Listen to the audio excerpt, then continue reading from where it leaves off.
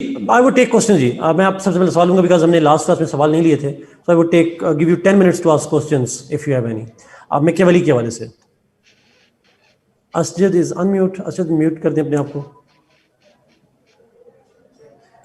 अच्छा,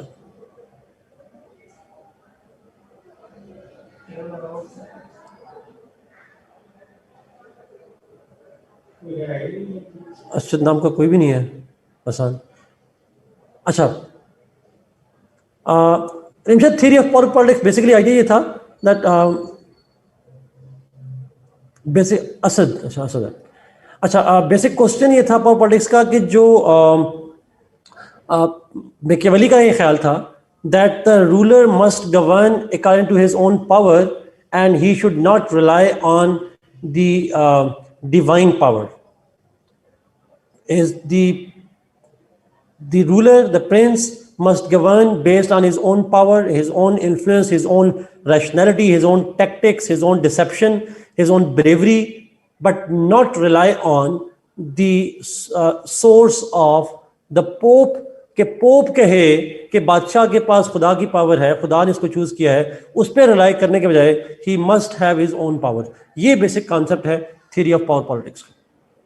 और उसी के लिए वो अपनी पावर कैसे इस्तेमाल करेगा, कभी डिसेप्शन से, कभी फियर से, और वो जो सारी चीजें हमने बताई हैं टेक्टिक्स एंड ऑल दैट, उस तरह से वो कर रहा होगा। That's my idea. Abdurrahman, what I teach is enough. My idea is enough, but you need to read on the same idea from the book. जी, दैट्स ट्रू। लेकिन जो मैंने टॉपिक पढ़ाया है, जैसे हम अरिस्टोटल की बात की है, स्टेट की और क्लासिफिकेशन की, वो जितना लिखा हुआ है पढ़ेंगे, उसके अलावा कुछ नहीं पढ़ेंगे आप। साथ मॉन्टेस को हम डायरेक्टली नहीं पढ़ेंगे, इनडायरेक्टली पढ़ेंगे। जब हम अमेरिकन कॉन्स्टिट्यूशन पढ़ेंगे उसके अंदर जाके मॉन्टेस को डिस्कस करेंगे। We will do that, but in that context later on. वो बिल्कुल आखिरी कोई एक हफ्ता होगा, जो आखिरी 8-10 लेक्चर रहे होंगे तो उसको करेंगे। मर्सनरीज का कॉन्सेप्ट ये था दैट, अच्छा कोशिश कीजिएगा प्लीज क्वेश्चन पब्लिक कर दें ताकि क्वेश्चन सबको समझ आ जाए ना, अब वरना समझ नहीं आती कोई आप सवाल क्या पूछ रहे हैं, मैं जवाब क्या दे रहा हूँ। तो इट्स अ रिक्वेस्ट प्लीज, अगर क्वेश्चन पब्लिक कर दें सारे, चैट जरा बड़ी करना। Okay, what was the concept of mercenaries? फायदा का सवाल था। मर्सनरीज जो हैं दे आर पेड मिलिट्री। ये वो लोग हैं जिनको पैसे दें तो आपके लिए लड़ने के लिए तैयार हो जाएंगे। अगर दोबारा पैसे किसी और मुल्क पैसे देगा तो वो किसी और के लिए लड़ने के लिए तैयार हो जाएंगे। इस तरह के लोगों को हम मर्सनरीज कहते हैं। आसान देसी लफ्ज़ों में हम they sell the source, exactly, उजरती कातिल जिसको आप कह सकते हैं। आगे करिएगा। मरियम आफरीदी का सवाल है, चलो मैं इसको पढ़ लेता हूँ ऊपर।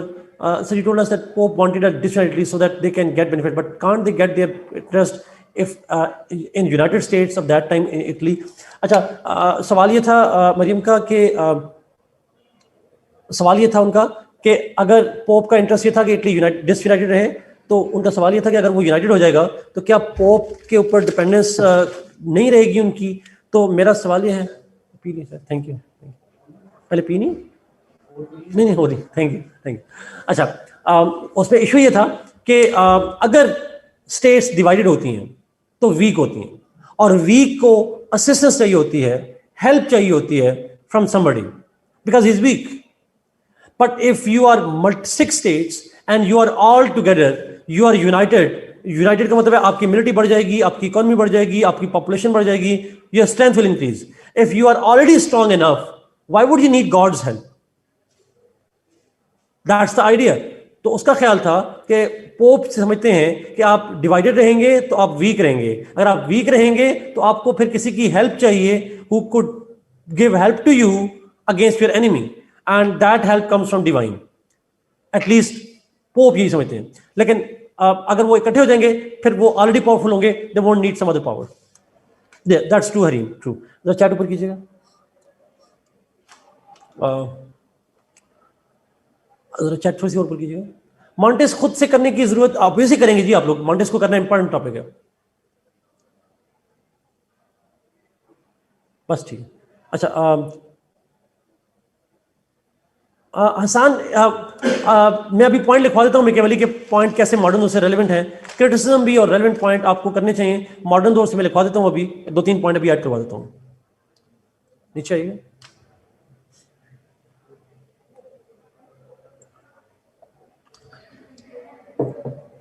which book do you recommend? Yours are Jude Harman's.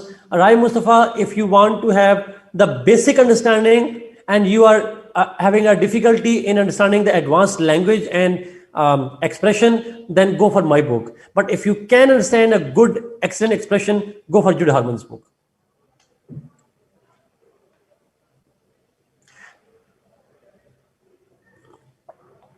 ऊपर एक सवाल था, एक चैट कर कीजिएगा, एक थोड़ा सा ऊपर बस.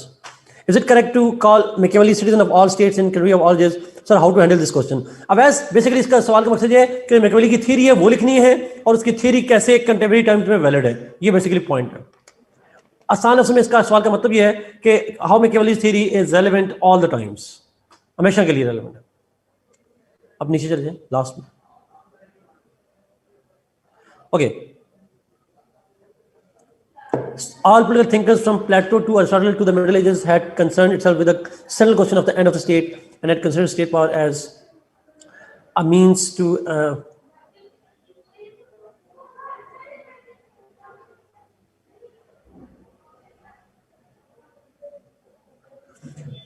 जमशेद ये जरा प्लीज में लिखिएगा, सुनिएगा जरा प्लीज. प्लेटो के लिए स्टेट एंड है, लेकिन यहां पे एक मिसपरसेप्शन ये होती है.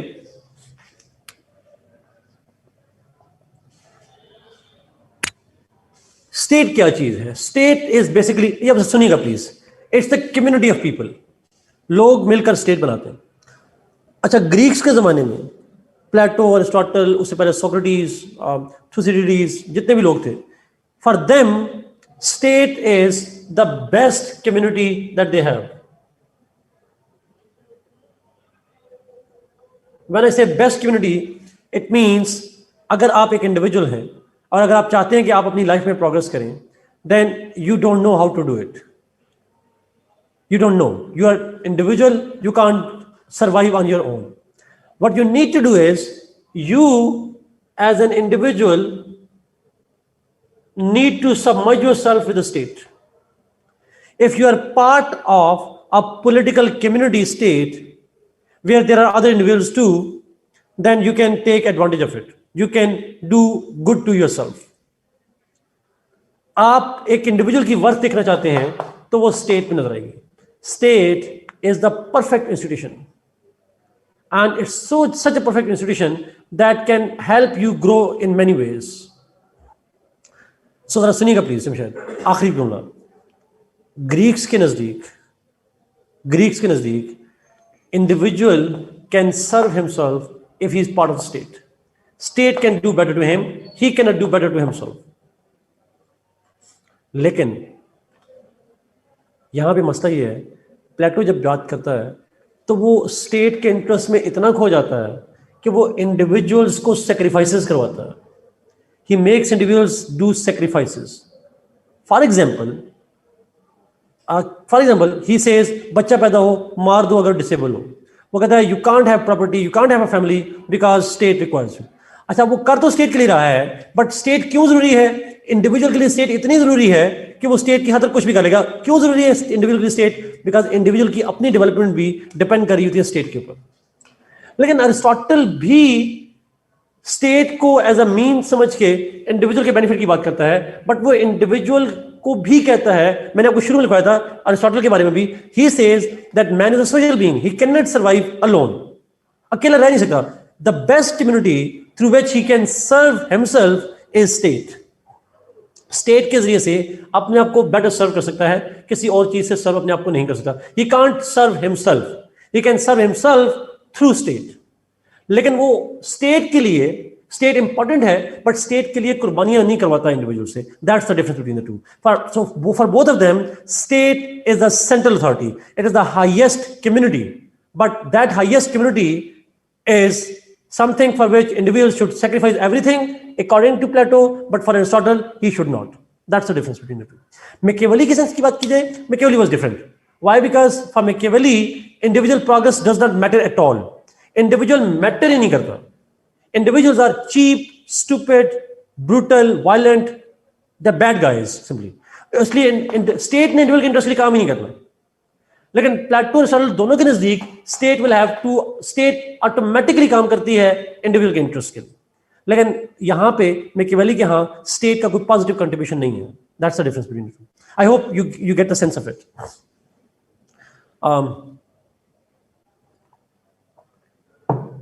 Is it okay to say Machiavelli was the apostle of power politics? Yes, Amara, exactly. Apostle means source of power politics. True. Profitable. David Bachan and Paul Kelly की book है From Socrates to Present. Sajid, yes it is. आप किसी भी किताब से करेंगे, मैंने political science में एक किताब से करेंगे, that's better जी. कोई एक किताब आप चूज कर सकते हैं. It's up to you, whatever you choose. लेकिन मल्टीवर्स नहीं करें. Yes, we can call it a high integration too. High integrity. Which book would you recommend? Yours or Jude Harman's? Rai Mustafa, मैंने पहले भी जवाब दिया था. You can choose any book you like, but Jude Harman has a very good expression. आप में से कोई Jude Harman से पढ़ रहा हो, उसका expression थोड़ा मुश्किल है. If you can understand it, that should be your top priority. That's my answer. If you can't understand it, you think the language is difficult, you can't make the headings and all that, फिर आप मेरी book पे चले जाएं.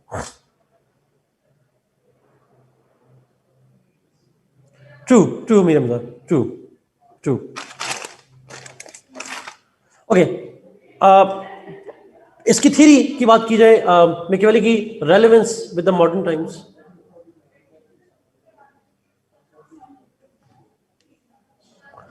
Exactly Hasan, that's the simple formula. True.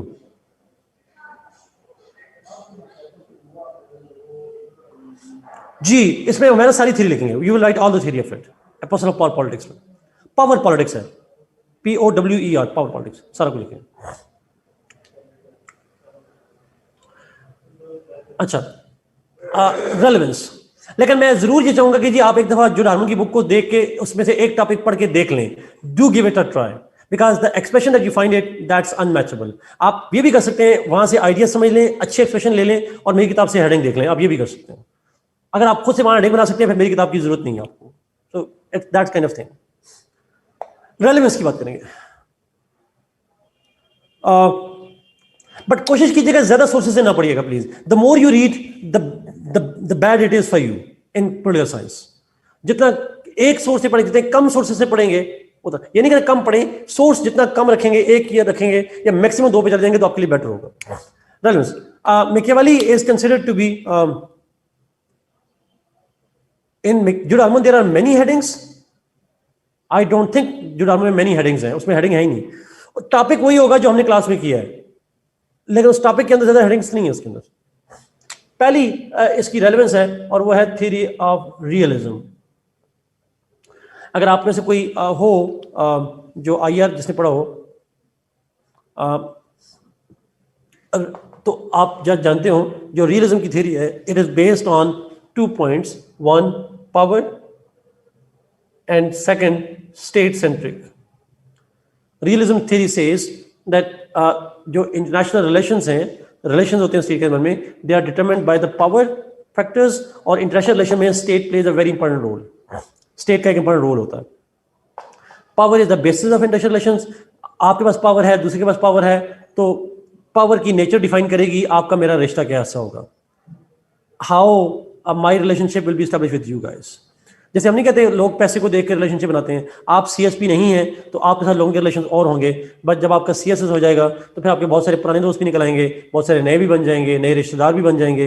Power determines the social relationship. तो यहाँ पे realism कहता है कि जो इंटरनेशनल रिलेशंस हैं वो उनके ऊपर इफेक्ट आता है. मैं टॉपिक पढ़ा रहा हूँ जी, रेलेवेंस ऑफ मैकियावेलीज थ्योरी.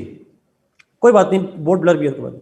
सो जो स्टेट्स के दरमियान में रिलेशनशिप है, that is affected by the power element.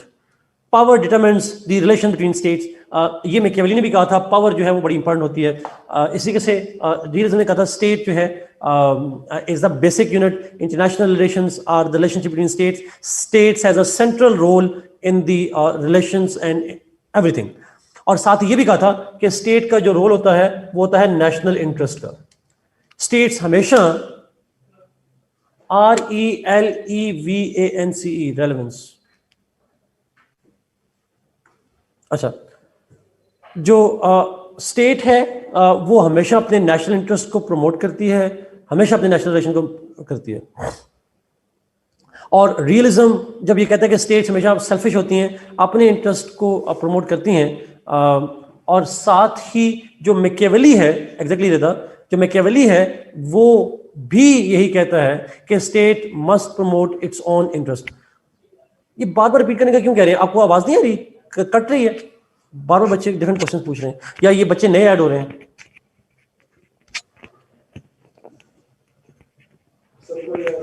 मुझे लगता है वो नए नए बच्चे ऐड हो रहे हैं, इस वजह से बार बार पूछ रहे हैं। अच्छा अच्छा, इस वजह से पूछा।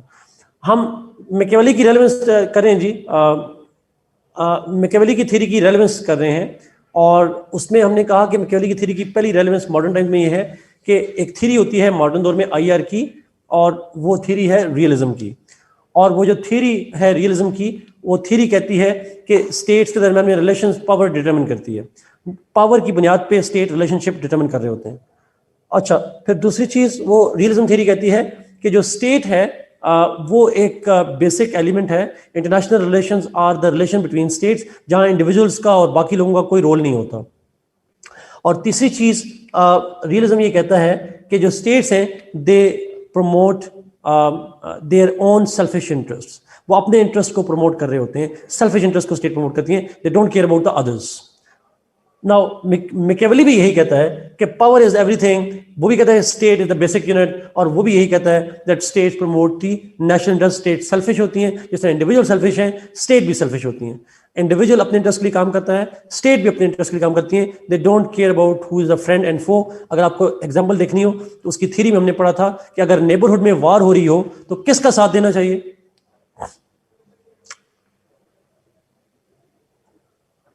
वीकर का। तो इसका मतलब आपने कोई मोरालिटी नहीं है, कोई आपने फ्रेंड का नहीं देखना, जो वीक है उसका साथ देना है। That's a simple idea. So this idea of realism is taken from the Machiavelli's theory. फिर उसका कॉन्सेप्ट है जी सेकुलरिज्म का। Machiavelli is the pioneer of the theory of secularism. वो सेकुलरिज्म की बात करता है, और ये जो सेकुलरिज्म की बात करता है ये भी मॉडर्न दौर में जो स्टेट्स हैं, most of the states are secular in nature, and secularism is promoted world wide. Almost global नाम बन चुकी है that states are mostly secular in nature. Secular क्यों है? States make policies on the basis of their interest, not on the basis of religion. That's the idea that is followed by most of those states in the world. फिर एक और point आप उसके अंदर add करेंगे, और वो point होगा बैलेंस ऑफ पावर का।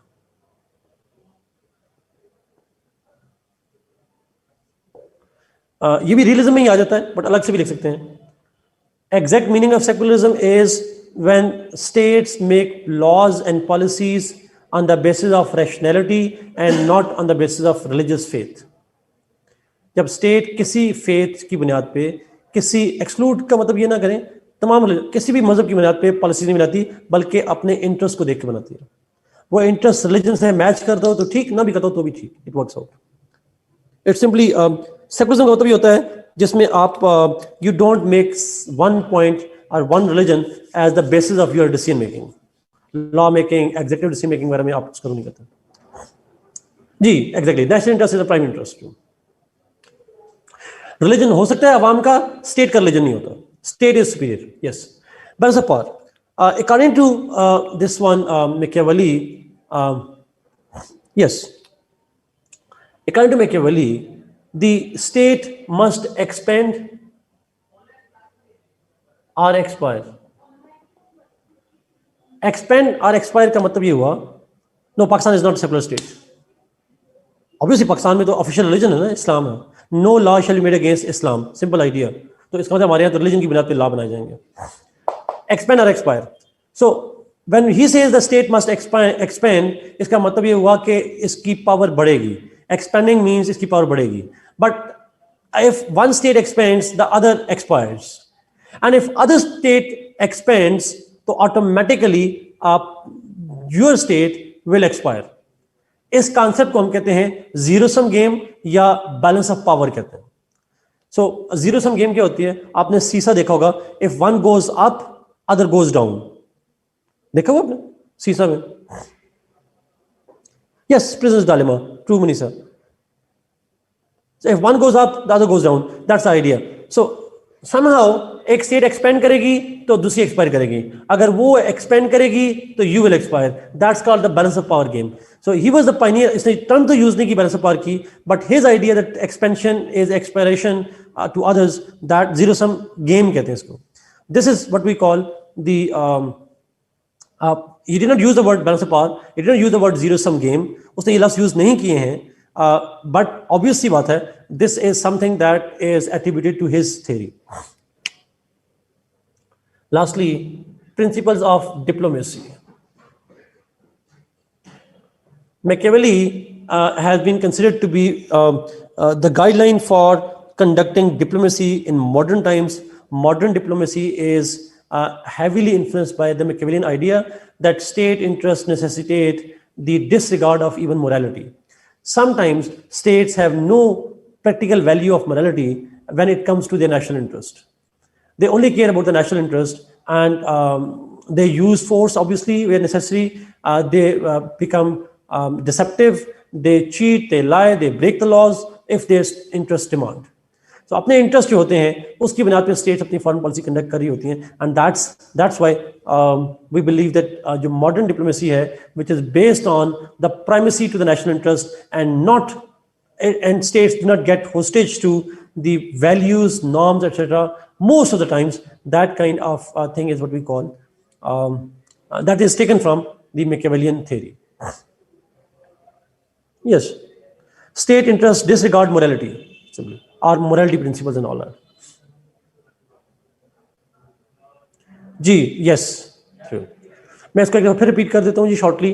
अकॉर्डिंग टू Machiavelli, जो स्टेट अकॉर्डिंग टू Machiavelli, जो डिप्लोमेसी है that is meant to achieve the national interest, and while conducting diplomacy, morality is not relevant, values are not relevant, only thing that is important is state interest. So you can lie, you can cheat, you can break the promises if the state interest required, and this idea is kept in mind by the modern diplomats. मिसाल देता हूँ छोटी सी, लिखिएगा नहीं paper में. पूछा गया इससे अपने भाई मोहित यूसुफ साहब से इंटरव्यू में इंडियन चैनल ने कि योगर के मुसलमानों का इशू क्यों नहीं उठाते, तो क्या कहा उन्होंने? What he said, it's a non issue.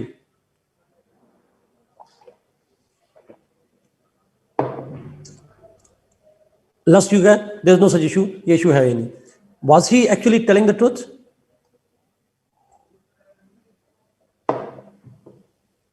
Exactly. That's how pure diplomatic answer, and that's what needs to be done. Exactly. एक आखिरी चीज और भी लिख लें जी, patriotic army.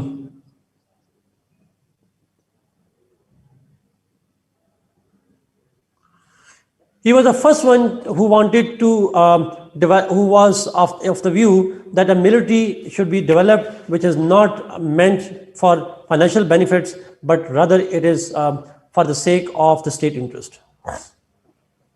So a patriotic army हो, paid army ना हो, एक ऐसी army ना हो कि जो कि lustful हो. Instead of that, we should have an army that is dedicated to the state interest, जो loyalty state के साथ रखती हो, and it is willing to die for the sake of state. तो ये एक basically जो idea. अच्छा, इसी सारों से एक और contribution भी कर सकते हैं, वो है nationalism का. He was the patriot Italian, and everything that he said was for the sake of state, and that is why he is considered to be one of the major supporters of nationalism too. वो nationalism जो है वो भी create करता है अपने मुल्क के अंदर. So this is all ji relevance points हैं इसके, I guess. Should we move? State, not prince. Loyalty to the state. Prince himself is loyal to the state. वो झूठ बोलेगा, सब कुछ करेगा state के interest के लिए. Let's move जी.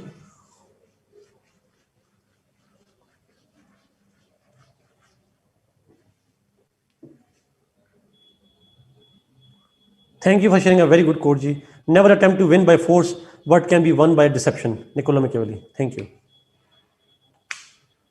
देखिए, आप पूछते हैं क्वेश्चन कैसा है. क्वेश्चन हमेशा मैं शुरू से बताता हूँ आपको. टॉपिक शुरू करने से पहले मैं आपको क्वेश्चन बता देता हूँ कि किस तरह से आएगा. अगर कोई मुझे बताए मैंने मैकियावेली पे क्या कहा था, मैंने कहा था उसमें सवाल मोस्ट लाइकली आ सकता है, और वो है उसकी थ्योरी ऑफ पावर पॉलिटिक्स पे. Power politics is the most likely, या बुक प्रिंस पे सवाल आ सकता है. उमर नेशनलिज्म का मतलब यह है कि nationalism means that Machiavelli was the one who promoted the nationalism in Italy because he wanted a patriotic military. He wanted everything to be done for the sake of state. वो Italy की unity चाहता था, वो Italy की betterment चाहता था, and that is why the prince was doing everything for the state interest. तो हम कहते हैं he promoted the idea of nationalism. अच्छा, अभी जो हमारे टॉपिक्स हैं जी, जो हमने स्टार्ट करने हैं, they are very very important ones. Ji, obviously, if the question is on prince, we will mention all this because everything जो हमने डिस्कस किया है, that is discussed in the prince. वो प्रिंस के अंदर लिखी हुई जी. क्रिटिसिज्म आपने करना है, क्रिटिसिज्म सारे आपने करने हैं, पढ़ने हैं, मैं खुद नहीं करवा रहा. अच्छा, अब हमने 3 थिंकर्स डिस्कस करने हैं जी. They are very very very important ones, बहुत ही इंपॉर्टेंट थिंकर्स हैं, और वो है यस एब्सोल्युटली जाज़िब, एब्सोल्युटली. हमने 3 थिंकर्स करने हैं: थॉमस हॉब्स,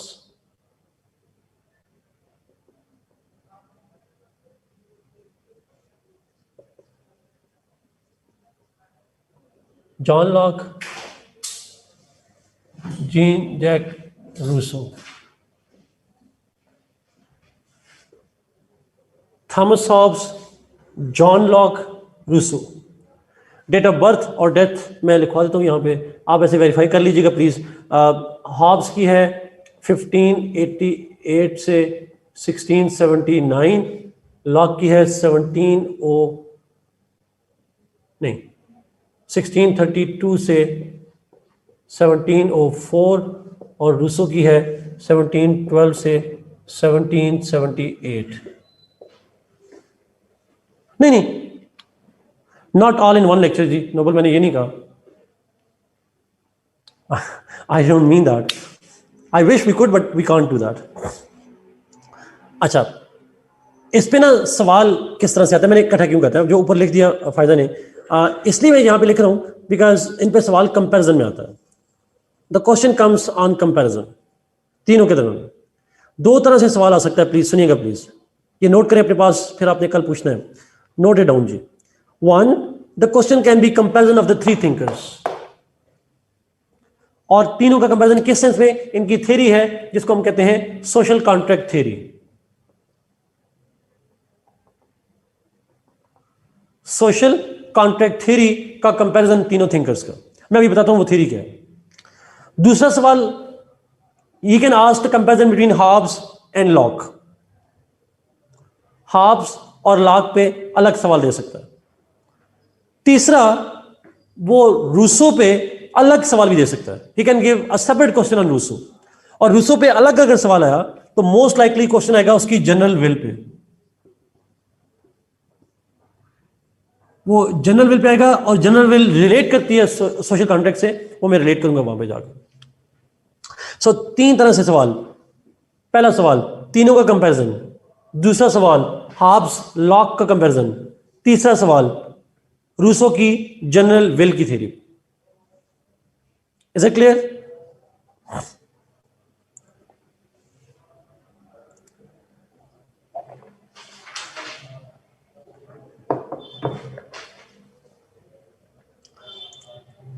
समझ आ रही ना बात? क्यों मुश्किल तो नहीं लग रहा? आसान है तीनों का. अच्छा, थ्योरी बड़ी आसान है इनकी.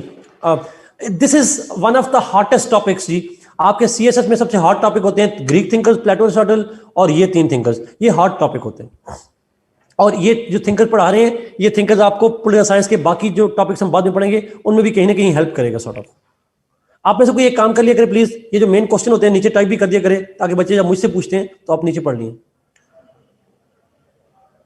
जी. हॉब्स लॉक का कंपैरिजन अलग अलग सवाल नहीं आ सकता, कंपैरिजन में आता है जी अक्सर. सॉर्ट ऑफ अच्छा, सोशियोलॉजी में भी है. That's wonderful. पहला क्वेश्चन तीनों का कंपैरिजन, दूसरा क्वेश्चन हॉब्स और लॉक का कंपैरिजन, और तीसरा क्वेश्चन जनरल विल थ्योरी जो है. नाउ ये यहां भी हेल्प करेगा, सोशियोलॉजी में जिस तरह बता रहे हैं वहां भी हेल्प करेगा, पेपर 1 के सेक्शन 2 में भी, यहां पॉलिटिकल साइंस में हेल्प करेगा, पेपर 2 के अंदर भी जाके हेल्प करेगा. It's very important one. इस जगह का भी इंपॉर्टेंट है और वैसे भी साइकोलॉजी में भी है. Wow, that's wonderful. Let's see के कंपैरिजन आता है तो जरा बेसिक आइडिया अभी लिखना नहीं है आपने, अभी आइडिया समझने की कोशिश कीजिएगा. डोंट राइट राइट नाउ, मैं जब कहूंगा तब आपने लिखना है.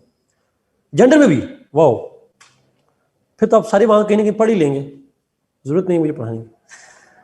अच्छा, अब तीनों थिंकर का मैं पढ़ा रहा हूँ जी, मैं पढ़ाऊंगा। आपने इनमें से मुझे बताना है फिर आपको फेवरेट कौन सा है। मॉन्टेस कभी नहीं आएगा रिदा, वो बाद में आएगा। मॉन्टेस कभी कहाँ करना, मॉन्टेस को बाद में करना है। अच्छा, थैंक यू जायदा, थैंक यू, थैंक यू। अच्छा, थैंक यू फायदा। अच्छा देखिएगा जी प्लीज,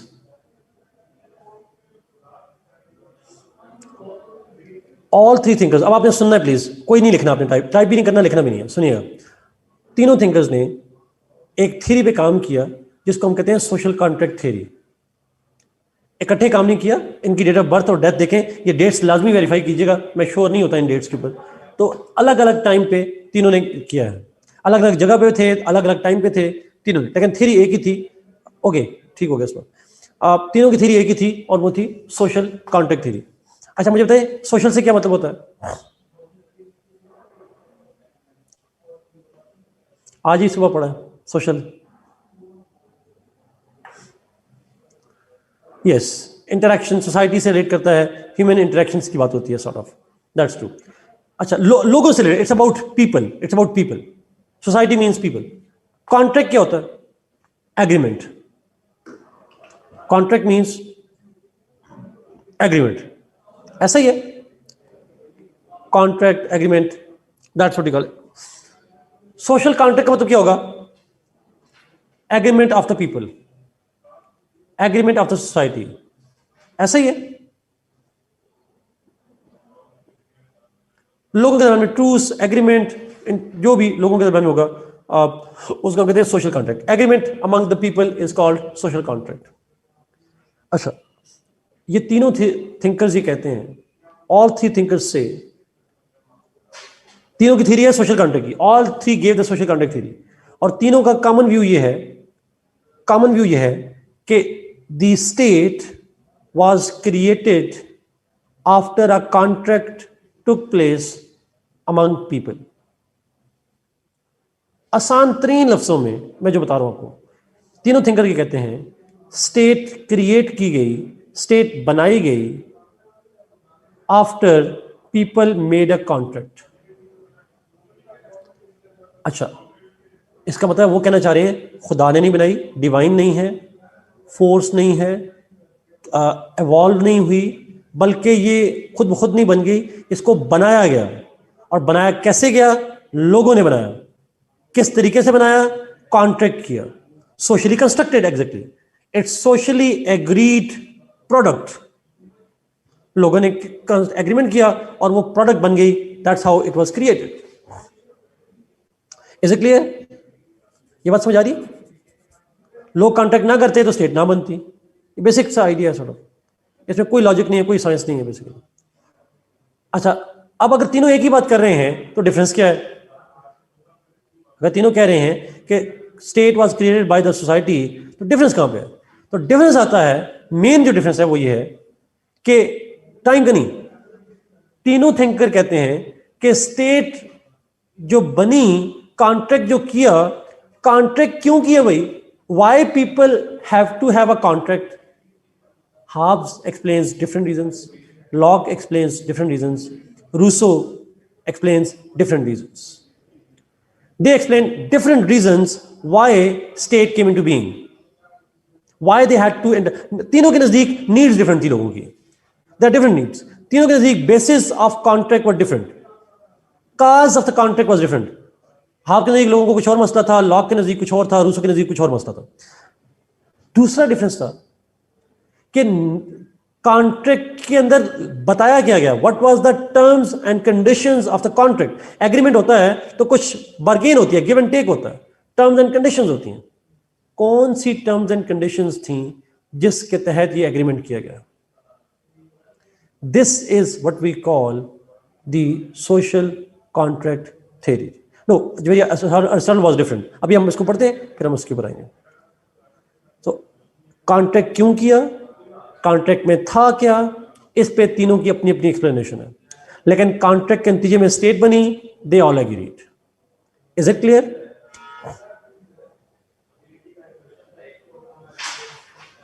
अच्छा, मैं एक छोटा सा सवाल पूछूंगा ताकि मुझे आइडिया हो जाए कि आपको ये सेंस समझ में आ गई है। क्या ये social contract theory Was it about the functions of state, or it was about the origin of state? ये किसके बारे में?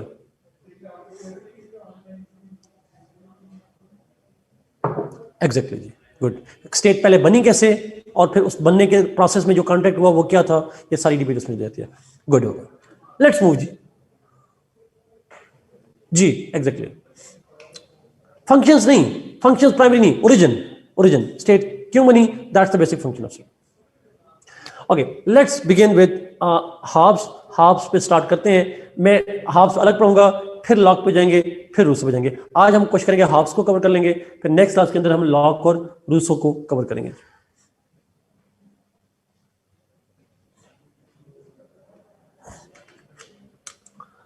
हम कहां से शुरू करेंगे? What will we start with? No, अब हम शुरू से थ्योरी करेंगे सारी, मुस्तफा स्टार्ट से. नो, बायोग्राफी से. हम बायोग्राफी से स्टार्ट करेंगे. पेपर में आपने कॉन्टेक्स्ट से शुरू करना है. इंट्रोडक्शन कहते हैं. हाब्स, अब आप जरा जल्दी से नोट कर लीजिएगा. Hobbes was born in England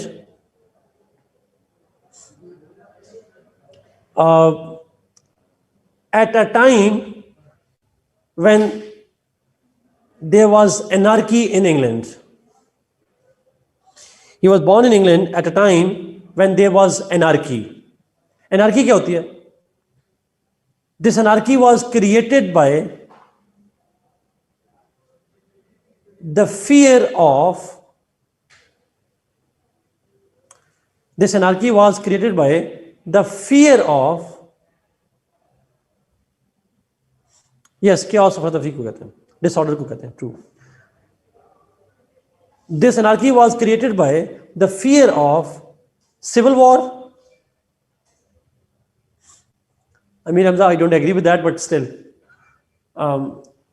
created by the fear of civil war and the fear of Spanish invasion,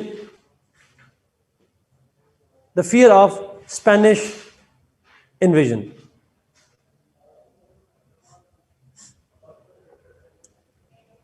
fear ये था कि सिविल वॉर हो जाएगी, फियर ये था कि स्पेन इन्वेड कर लेगा. अब ये दो पॉइंट अंडरलाइन कर दें, इसको मैं जरा आपको बाद में एक्सप्लेन करूंगा व्हाट डज इट मीन. अभी एक्सप्लेन नहीं करा अभी. जी we are doing Thomas Hobbes. जी थॉमस हॉब्स को कहते हैं, उसकी बायोग्राफी करें. Anyhow, Hobbes later studied philosophy and law. जरूर अमीर हमजा, जरूर.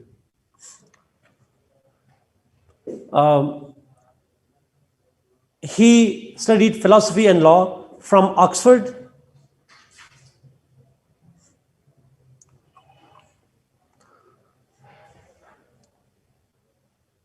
After which he started writing and teaching.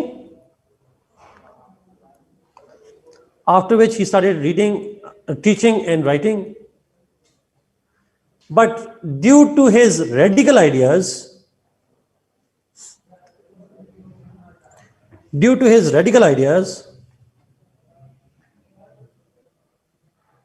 he left England for Paris. वो इंग्लैंड छोड़ के पेरिस चला गया because of his radical ideas. अब ये रेडिकल आइडियाज जो मैंने लिखा हुआ है, इसको भी अपने पास नोट कर ले, इसको भी मैं एक्सप्लेन करूंगा बाद में कौन से ऐसे आइडियाज से रेडिकल. ये लेक्चर के आखिर में आपको समझ आएगी. अच्छा, पेरिस चला गया, लेफ्ट फॉर पेरिस, फ्रांस चला गया, where he continued his writing and teaching.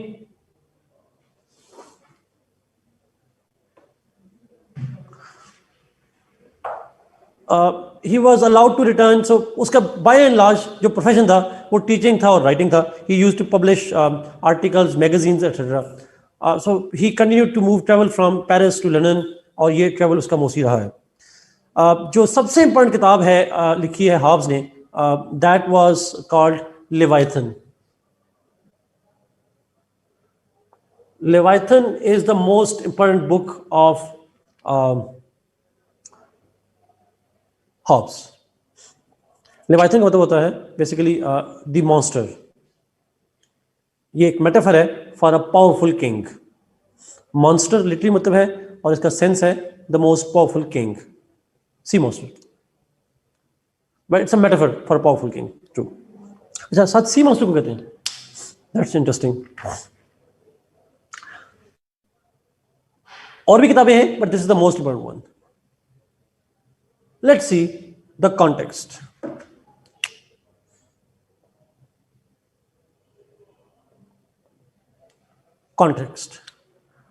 Context, okay, एक ही बात है, पावरफुल किंग और रूलर एक ही बात है शायद। कॉन्टेक्स्ट चलते हैं, वाई गिव द थ्योरी, अब उसका कॉन्टेक्स्ट है थ्योरी का है, सोशल कॉन्ट्रैक्ट थ्योरी का। सोशल कॉन्ट्रैक्ट थ्योरी क्यों दी उसने, कॉन्टेक्स्ट क्या है, जरा अंडरस्टैंड कीजिएगा प्लीज।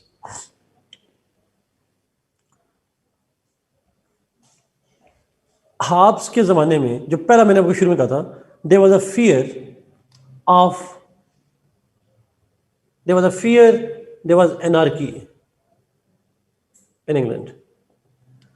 और दो फियर थे, एक था मैंने कहा आपको सिविल वॉर का, और साथ फियर था कि आपकी स्पेन इन्वेड कर सकता है। अच्छा, जब सिविल वॉर हो या इन्वेजन हो तो खतरा किसको होता है, व्हाट इज थ्रेटेंड? दो मेन होते हैं, आपकी लाइफ को और आपकी प्रॉपर्टी को। Your life as an individual, state को तो खतरा है ऑब्वियसली है, your life and your property is threatened, उसको थ्रेट ज्यादा हो जाता है। आप अपनी जान खो सकते हैं, अपनी लिबर्टी खो सकते हैं, सॉरी प्रॉपर्टी खो सकते हैं, because it can be destroyed. Halves liberty का ऐसा तो हम नहीं कहेंगे, हैप्पीनेस भी नहीं कहेंगे, ज्यादा लाइफ और प्रॉपर्टी, कम से कम हाब के जमाने में, हाब के सेंस में लाइफ और प्रॉपर्टी की बात वो ज्यादा करता है। अच्छा, अब एक पॉइंट बड़ा इंपॉर्टेंट, हाब्स की स्टेटमेंट है, यानी कोट हिम, उन्होंने कहा I was born, sorry, my mother gave birth to twins, उसकी कोटेशन है उसकी बायोग्राफी में, my mother gave birth to twins, मेरी माँ ने एक जुड़वा बच्चों को पैदाइश दी, myself and the fear, myself and the fear, that's the point. So the point is that he was born at a time when there was fear everywhere, that's the idea. अब उस fear में बड़ी important point बता रहा हूं, उस fear में दो चीजें बड़ी इंपॉर्टेंट है जी। Central concern is book was how to end fear, exactly, that's true. अब सवाल मेरा आपसे ये है, फियर से रिलेटेड दो चीजें होंगी, one, how to end fear. Hobbes का आर्गुमेंट ये था, we can end the fear by having a powerful ruler. Fear को आप अथॉरिटेरियनिज्म से, through power we can end the fear. Challenge है, और उस चैलेंज का मुकाबला एक पावरफुल तरीके से किया जा सकता है। So therefore to end the fear requires authoritarian powerful monarchy.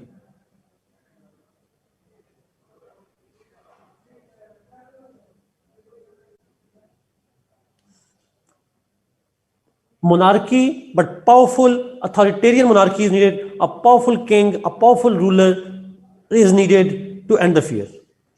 Because only he can do it. ये हम सोशली भी यही देखते हैं, जहां एनार्की ज्यादा हो, एक बंदा ऊंचा बोलता है, सारे चुप कर जाते हैं। That's the idea, that somebody who can dictate can end the chaos and the fear. To end the chaos and fear, you need somebody that is most powerful. That's how it ends. ये एक basic idea होता है, ये एक perception है, उसका भी यही ख्याल था। लेकिन सवाल ये था कि फियर जो हमने जिक्र किया, ये जो फियर का जिक्र किया, उसको खत्म करने के लिए एक स्ट्रांग पावरफुल मोनार्क चाहिए, एक रूलर चाहिए। तो इंग्लैंड में उस वक्त रूल कर कौन रहा था, what was happening in England? तो इंग्लैंड के अंदर उस वक्त थी बादशाहत, the king, but king's authority was being challenged by the parliament.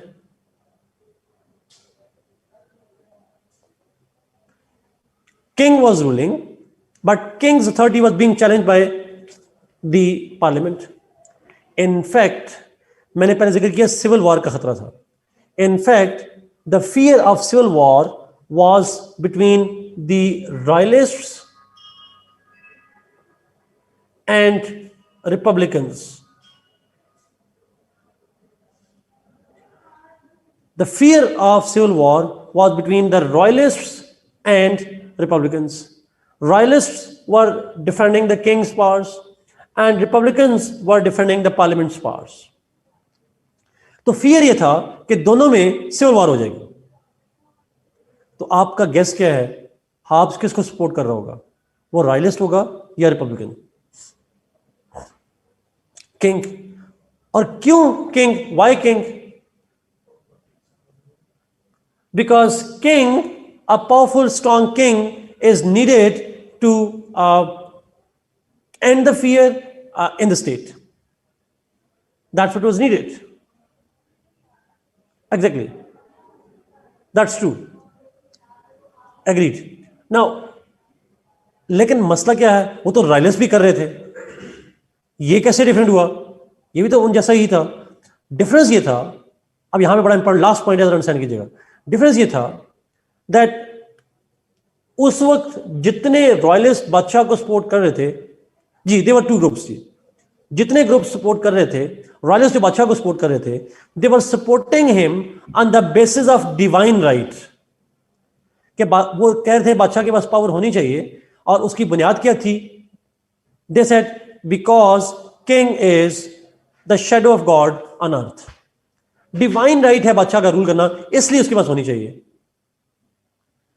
Hobbes was also wanting the king, but he was a person, he was grown to be an enlightened person, a person who believed in modernity, who believed in science, who believed in rationality, wisdom, and who believed in enlightenment. If you are an enlightened person, you believe in wisdom and you believe in human rationality, will you have the same argument कि बादशाह के पास power इसलिए होनी चाहिए क्योंकि खुदा ने कहा है? Obviously not.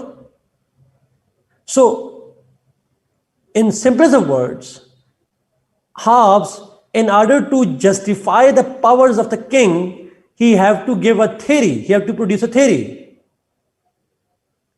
And what is the theory that he produced? Social contract theory. So Hobbes, why he wrote the social contract theory? Why he gave the social contract theory? He gave this theory to justify the powers of the king in England. I'm not so sure जी England में उसका rule queen का था या किसका था, मुझे exact नहीं पता, क्वीन एलिजाबेथ थी जो भी थे, but his function was, his theory was meant to justify the powers of the king. Is it clear?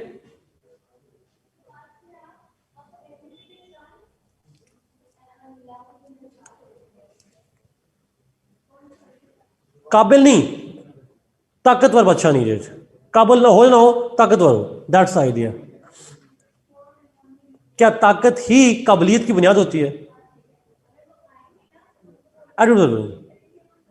Ji, it's a continuation of the Machiavelli जी, बट डिफरेंट वे में. True. Okay, let's move जी, let's go to the theory. अब theory पे जाते हैं.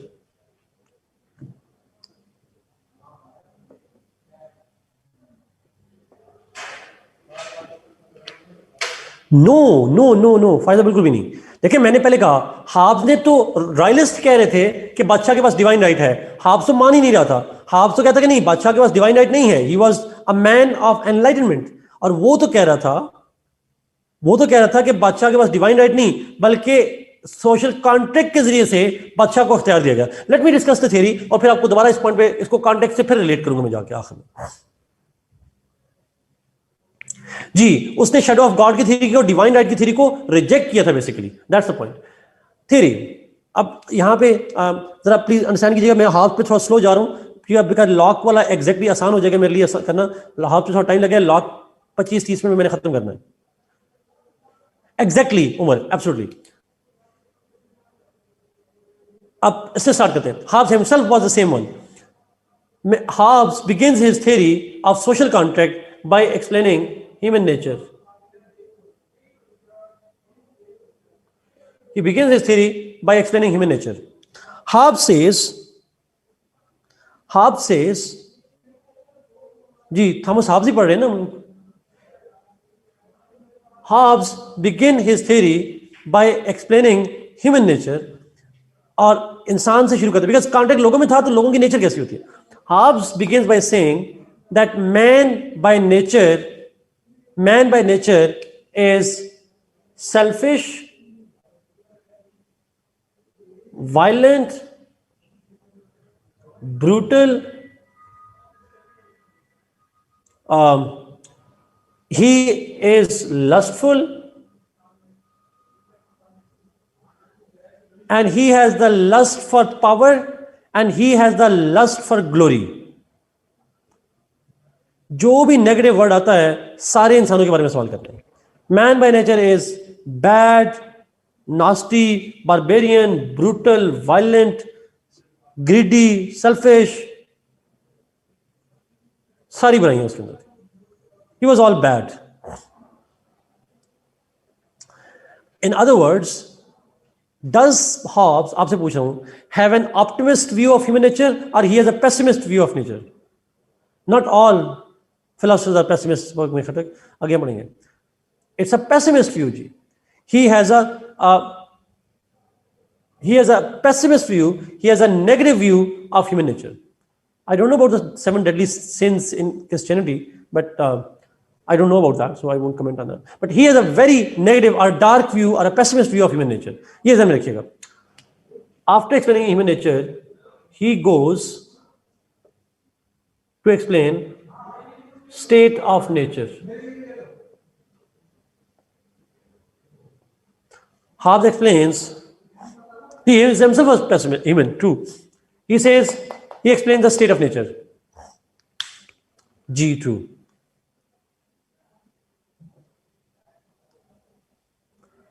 Amir, definitely I will. Thank you. अच्छा, state of nature. जरा सुनिएगा प्लीज.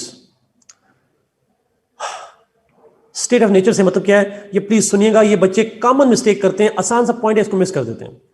यहां पे स्टेट से मतलब है कंडीशन. यहां स्टेट से मतलब मुल्क नहीं है, कंट्री नहीं है. यहां पे कंट्री नहीं है. यहां पे स्टेट से मतलब है बेसिकली कंडीशन. जिस नाम नहीं कहते हालात, एग्जैक्टली हालत का लफ्ज़ यूज करेंगे, हालात नहीं, हालत की लफ्ज़ होती हैं. कंडीशंस क्या थी.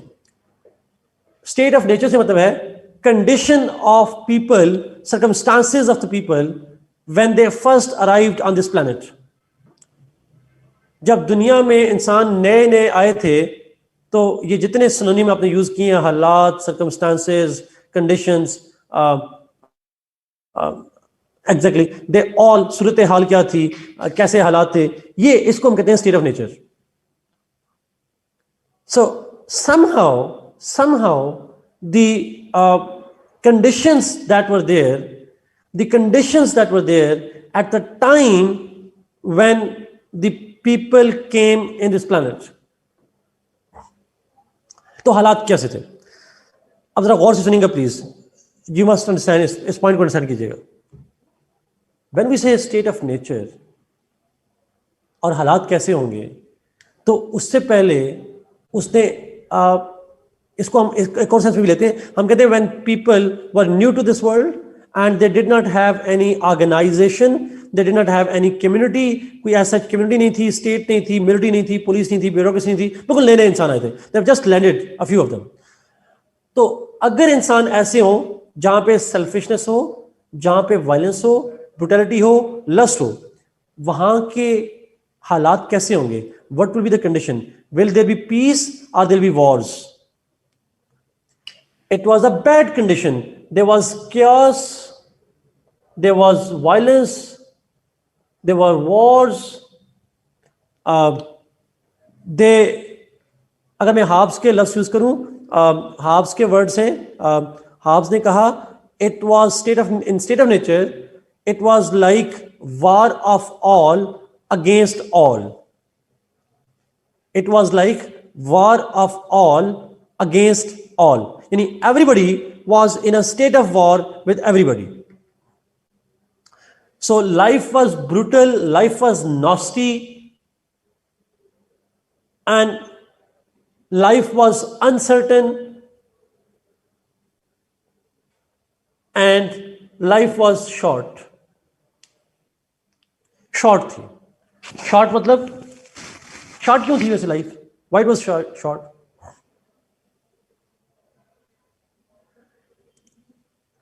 Because anybody could kill anybody for the sake of no reason.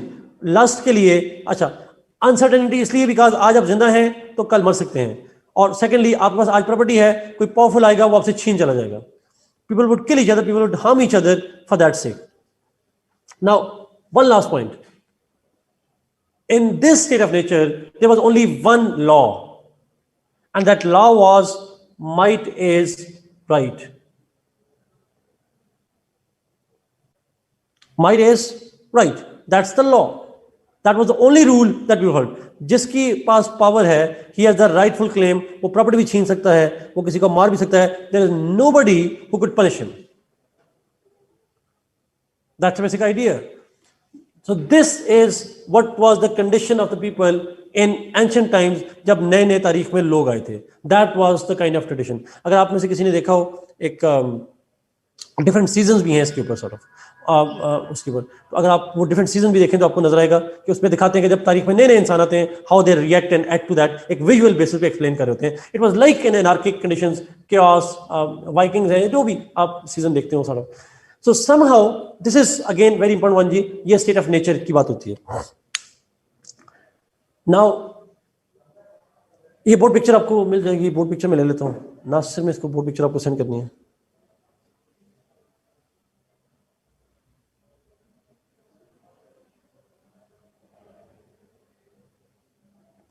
Okay, मैं ले लीजिए. I'm removing this one. Hobbes says that when state of nature was that bad, sorry, when state of nature was that bad and it was that pathetic conditions, then people became fed up. Thank you, everybody. People became fed up of this condition. Their life was uncertain. They wanted to get stability. They wanted to get a better life. Although they were selfish, and they feared that because anybody couldn't harm them at any time, so for their own personal interests, for their own personal selfish interests, they wanted to end the violence and insecurity. They wanted to end the fear. So उन्होंने कहा they didn't know what to do. उनको idea नहीं था कि वो क्या करें. And somehow then some people got an idea. Some sane people used their wisdom. They got an idea and they convinced others. The people were fed up of their conditions. The people were kind of what we say, लोग तंग आ गए थे उस life से. They thought that let's have for how to protect our life, how to protect our property, कैसे protect की जाए, कोई powerful आता है हमसे छीन के चला जाता है, how to do it. So some people got an idea and they convinced others that let's, in order to protect our life, in order to have this order in a society, let's have a contract. आपस में कुछ rules तय करते हैं. Let's agree to a contract. So disillusioned by the violence and uncertainty of state of nature, the people entered into a contract. Contract किया लोगों ने, किसके साथ किया? With each other. They got together. आपने कहा वो एक जगह पे बैठे, they sat in a place and they entered into a contract. एक contract कर लिया. और contract में, in that contract, they spoke it. Written नहीं है. They spoke a contract, a verbal contract. अच्छा, अब पेपर में आप कॉन्ट्रैक्ट के एग्जैक्ट वर्ड्स लिख सकते हैं, but it will be difficult. It's an oral, yes, आप लिख सकते हैं बट मुश्किल हो जाएगा. मुझे उसके अल्फाज एग्जैक्ट वर्ड बाय वर्ड नहीं आते, सो आप उसको एक रीफ्रेज करके एक जनरल आइडिया दे सकते हैं. अकॉर्डिंग टू हॉब्स, अब मैं रीफ्रेज करूं उसके आइडियाज को. अब आप एक सवाल आया है जी, मैं चाहूंगा कि आप मुझे सवाल जवाब दे दें ताकि हम आगे चलें. ये कॉन्ट्रैक्ट कब हुआ था, हॉब्स के जमाने में या एंशिएंट टाइम्स पे? अगर मैं आपसे पूछूं, what is your understanding? Ancient times पे, मैं स्टेट ऑफ नेचर की बात कर रहा हूं, जब दुनिया में नए नए इंसान आए थे तारीख में, एंशिएंट टाइम्स पे, आपके जमाने में नहीं आया था, ठीक है, ओरिजिन ऑफ ह्यूमैनिटी, एग्जैक्टली, बिल्कुल स्टार्ट की बात हो रही है। तो लोगों ने एक पुराने जमाने कदीम में एक कॉन्ट्रैक्ट किया। अच्छा, उन कॉन्ट्रैक्ट में लोगों ने बोला कॉन्ट्रैक्ट एक जगह में इकट्ठे होकर, और वो कॉन्ट्रैक्ट क्या था, उसके वर्डिंग में रिफ्रेश करूं। अब वो फर्स्ट पर्सन के सबसे मैं करूंगा, आप उसको जिस पर्सन में जल्दी मर्जी आप ले जाए। The people sat at a place and they said we surrender, they agreed to surrender all their rights.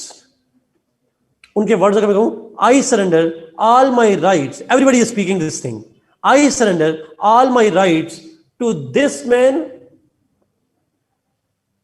और assembly of men।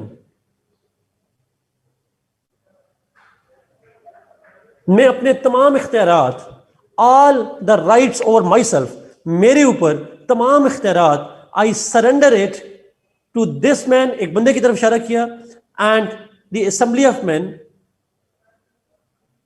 who shall govern me, who shall have all the rights on me। मैं फिर भी कहूं, ये exact words नहीं है, ये rephrasing कर रहा हूं मैं उस आइडिया की। The people spoke the contract, each one is speaking and said, I agree, I surrender, I give up all my rights to this man or assembly of man. Who is that man, by the way? That man was considered to be, Hobbes के वकोल, he that man was the most powerful among them। अगर एक आदमी नहीं था तो कुछ लोग थे, and they were having a lot of power, a collective power। So a council, a group, and or a one particular person, they surrender all their rights to that man। उसके कदमों में गिर गए, आप जैसा कहेंगे हम आपकी बात को फॉलो करेंगे। All our rights were surrendered to him, and they thought that in this way they can bring certainty। Is it clear जी? ये वाला पॉइंट क्लियर?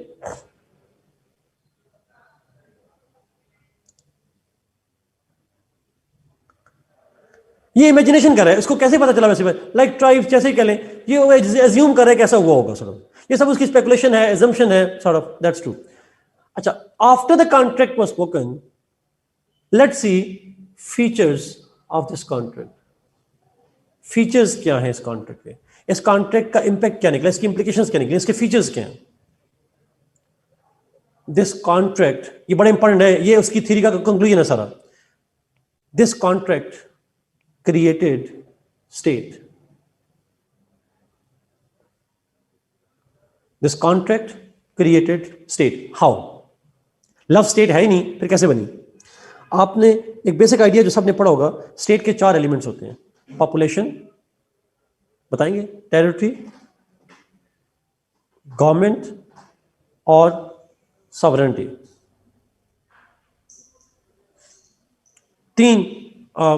4 मेन कॉन्ट्रैक्ट होते हैं। उसको सॉवरेनिटी कहते हैं Amir Hamza. Population, territory, government and sovereignty.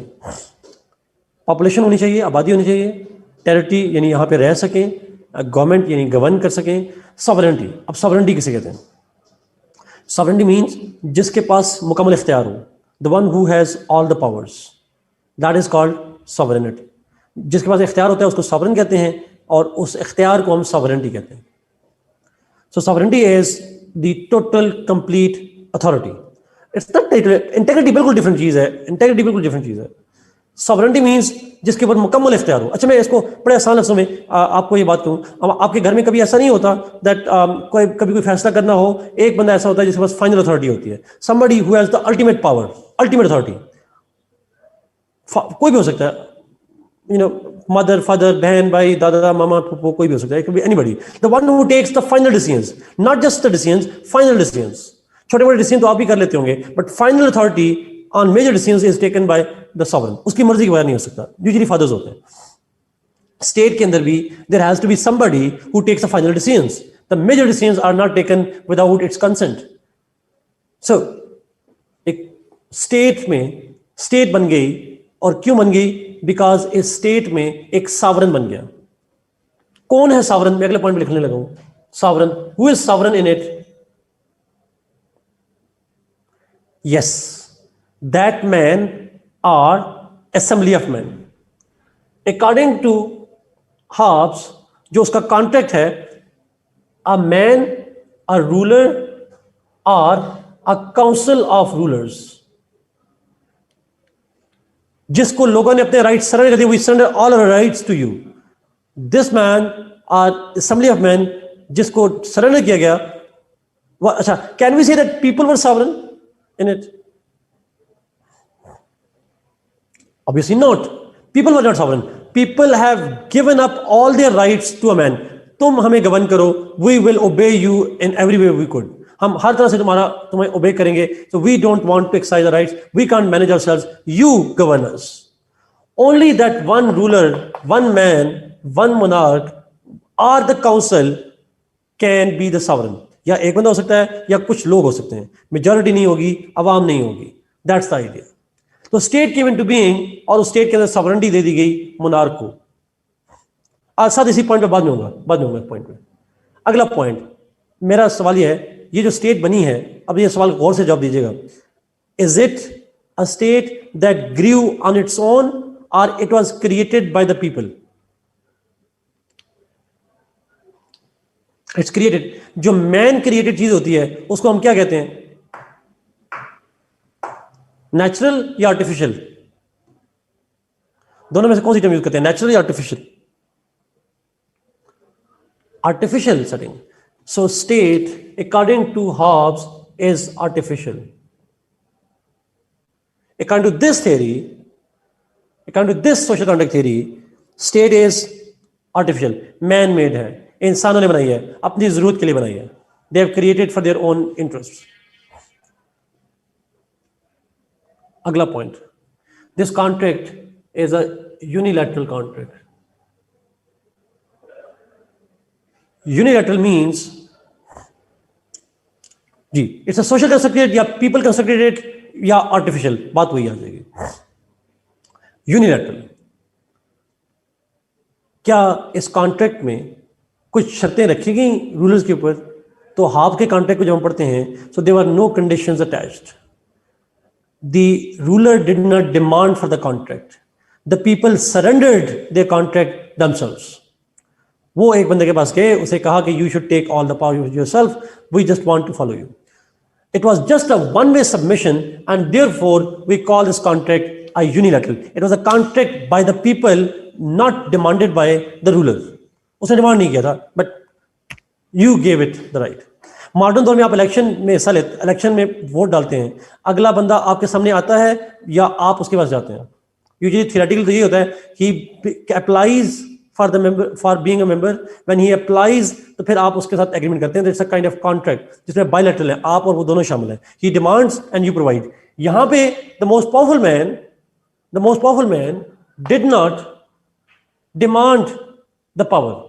He was made sovereign by the people themselves, and he did not demand for it.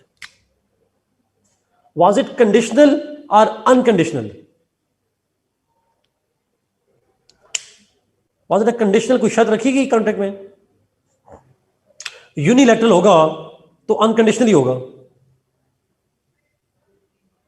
Total power was submitted to the king. सारे इख्तियार उसको दे दिए गए, कोई शर्त नहीं है, जो मर्जी करो, will follow you.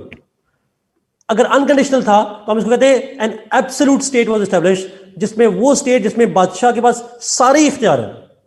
He has all the powers in himself because people have surrendered all their rights without any condition.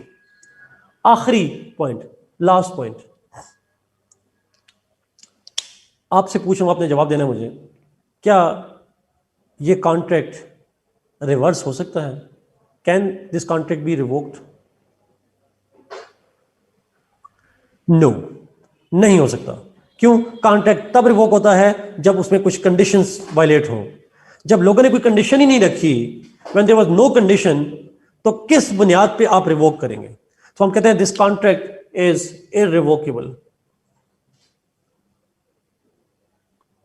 This contract is irrevocable because it's unilateral, it's unconditional. And अब बादशाह बन गया, आपने उसे सॉवरेन बना दिया, अब आप उसकी सॉवरेनिटी ले नहीं सकते.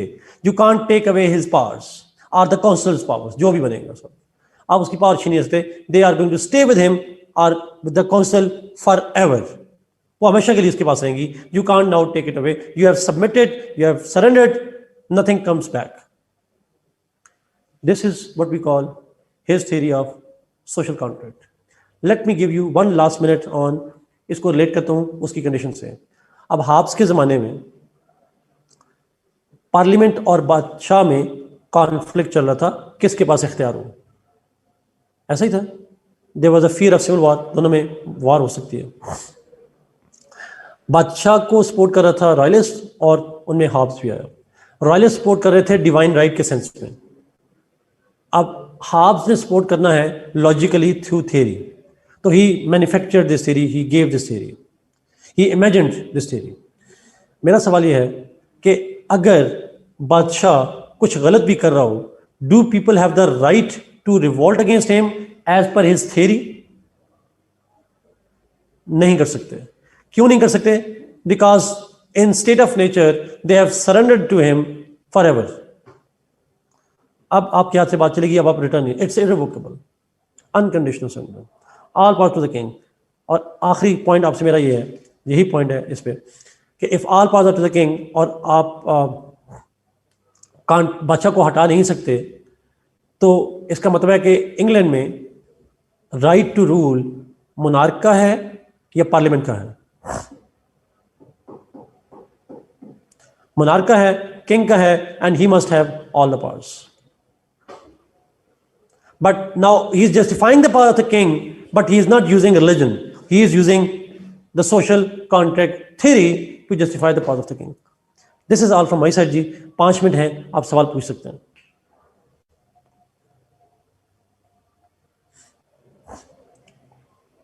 आर्टिफिशियल का मतलब होता है मैन मेड, इंसानों की बनाई हुई चीज, मसनूई चीज कहते हैं उसको.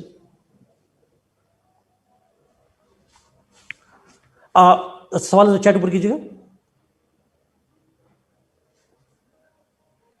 चैट ऊपर कीजिएगा. नासिर चैट करना. ओके, हमजा का सवाल है, what was the point of this contract if there are no conditions, duties on the sovereign? Why would people give up their rights? Hamza, because मैंने कहा उस वक्त state of nature में they were so in pathetic condition, poor conditions, that they agreed to surrender to anyone who would give them security. That was the reason. He used the word assembly of men in his contract too. Yes, Saad, he did. लेकिन जो भी हो, assembly of men से मतलब very few people हैं, अवाम के नुमाइंदे नहीं हो गए, population majority of the people नहीं. While Parliament England was representing the people. Radical idea क्या था जी? 2-3 सवाल आगे उसके ऊपर. देखें, अब आप बादशाह हो, आपको आधी दुनिया कह रही हो कि आपको खुदा ने बादशाह बनाया है, पोप भी कह रहे हो कि आपको खुदा ने राइट दिया है, और हाफ्ज आकर कहे खुदा ने राइट नहीं दिया. Will king be happy with that? Obviously not. ये वो रेडिकल आइडिया था जिसकी वजह से उसे भाग के जाना पड़ा वहां पे. क्योंकि बादशाह wanted to be king and he wanted to be king by divine right. जी, इररिवोकेबल कॉन्ट्रैक्ट का मतलब है जो पावर्स दे दी गई वो वापस नहीं आ सकती. यहां पे स्टेट इज द एंड. देखें, किंग इज स्टेट, किंग ही स्टेट है, so state is the end. State is absolute, जिसके पास पावर होती है वही एंड होता है.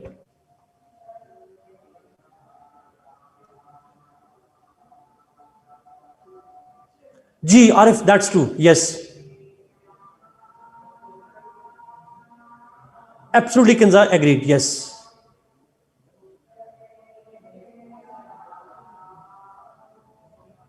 Welcome, Munisa. Welcome.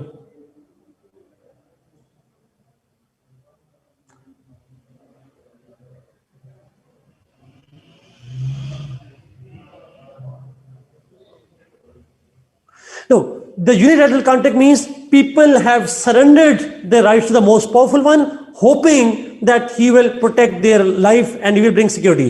But that was not a condition, that was just a hope. Amir Hamza जी, हमारा यही मसला है. वो बच्चा को सपोर्ट भी करता है, लेकिन वो साइंटिफिक बुनियाद पे करना चाह रहा है, वो थ्योरी की बुनियाद पे करना चाह रहा है, डिवाइन की बुनियाद पे नहीं करना चाह रहा. That's his problem. Theory Mariam, कोई भी, ये जितनी थ्योरी आप पढ़ते हैं जी, कोई अप्लाई नहीं होती. इसमें से कुछ पॉइंट्स वैलिड हो जाते हैं, बाकी थ्योरी एज अ होल कभी अप्लाई नहीं होती. Unilateral means This contract was demanded by the people and not by the king. So एक पार्टी डिमांड कर रही थी, दूसरी नहीं कर रही थी, and that's why it's called unilateral. Unconditional का मतलब है people surrendered the rights to the king without asking for any return. उसके बदले में क्या चाहिए? They did not put any condition कि इस वजह से सरेंडर करेंगे, आप हमारा ये काम करोगे, ऐसी कोई शर्त नहीं रखी गई. Sir, we call this a legal sovereignty? Yes, true. Legal sovereignty. The king is the law. King executive भी है, लॉ मेकिंग अथॉरिटी भी रखता है. बादशाह के पास सारी पावर्स है ना, लॉ मेकिंग की भी, लॉ एग्जीक्यूशन की भी, और लॉ इंटरप्रिटेशन की भी. Every authority is with the king, all powerful. Is it clear? मुश्किल. अच्छा, एक छोटा सा मुझे फीडबैक दीजिएगा. क्या पॉलिटिकल साइंस में आपको रट्टे के बगैर क्या don't you use the wisdom and all that?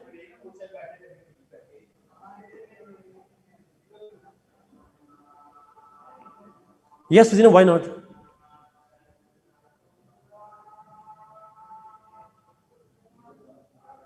Yes, मेरे ख्याल में आसान हो जाएगा, इतना मुश्किल नहीं होगा. Artificial appoint ji, state is artificial. People created the state. It was not grown by itself. People created it. आसान है, मुश्किल नहीं है. ठीक है. You can always write in your own words जी, आप अपने अल्फाज में लिख सकते हैं. आइडिया वही होना चाहिए. Okay, I guess time is up जी. आपकी क्लास भी होगी जी. Hareem, that's true. Political terms को अंडरस्टैंडिंग की जरूरत है. Thank you so much. God bless you and see you इंशाल्लाह. सी यू इंशाल्लाह. नेक्स्ट क्लास में मुलाकात होती है जी. Hamza, yes yes. ओके, अल्लाह हाफिज. अल्लाह हाफिज.